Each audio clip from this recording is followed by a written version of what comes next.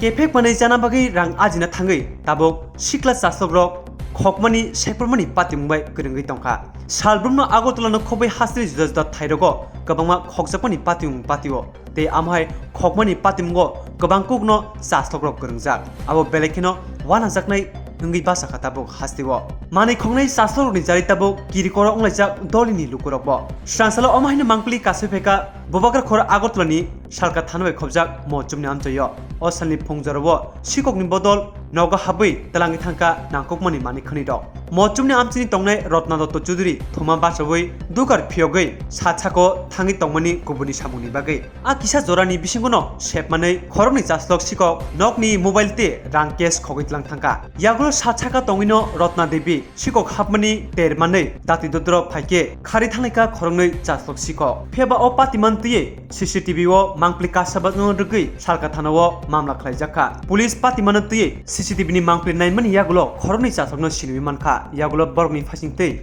Romjak phano chaslok manbai borgno phiyogir jaka kubun phakako phunga sisri borok kubungni bisingkono omaike nogo habai mani khokjakmani patimanti belno kirikor jak dolini lukuro আমরা ভোর 4:30টার সময় একটা চিৎকার পেয়েছি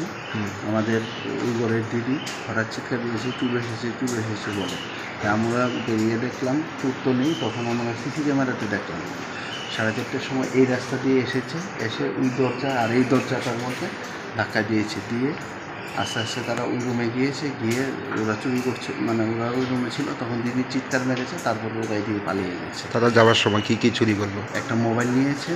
পাশে কিছু টাকা নিয়েছে সকাল কয়টা হবে আনুমানিক 4:30 নাগাদ 4:25 ওরা ঢুকেছে 2 মিনিটের মধ্যে ওরা কাজ করে চলে গিয়েছে তারপর আমরা বেরিয়ে অনেক করলাম ওদেরকে নিয়ে ওদের বয়স ম্যাক্সিমাম 10 থেকে 12 বছর হবে কি বলবেন এরকম একটা মানে শহরের বুকের মধ্যে শহরের উপরে এরকম ভোরবেলা এইসব এত ব্যস্ততম এলাকায় এটা আশা করা যায় না আর ওদের পিছনে শক্ত কোনো গ্যাং শামিল আছে না জানে 10 বছর 8 বছর 10 বছরের বাচ্চারা এরকমভাবে চুরি করে তাদের হাতের মধ্যে কি কোনো ধরনের অস্ত্র ছিল অস্ত্র তো দেখিনি পুলিশে জানিয়েছেন পুলিশে জানানো হয়েছে বলেছে ওদের বাড়ি চন্দ্রপুর এলাকায় ওরা কয়েকদিন আগে অ্যারেস্ট হয়েছিল না বলার বলে ওদেরকে ছেড়ে দেওয়া হয়েছে এই জায়গাটার নাম কি মোরচুমনি আর বাড়ির মালিকের নাম রত্না দত্ত চৌধুরী কি করে উনি উনি সেক্রেটারিতে জব করেন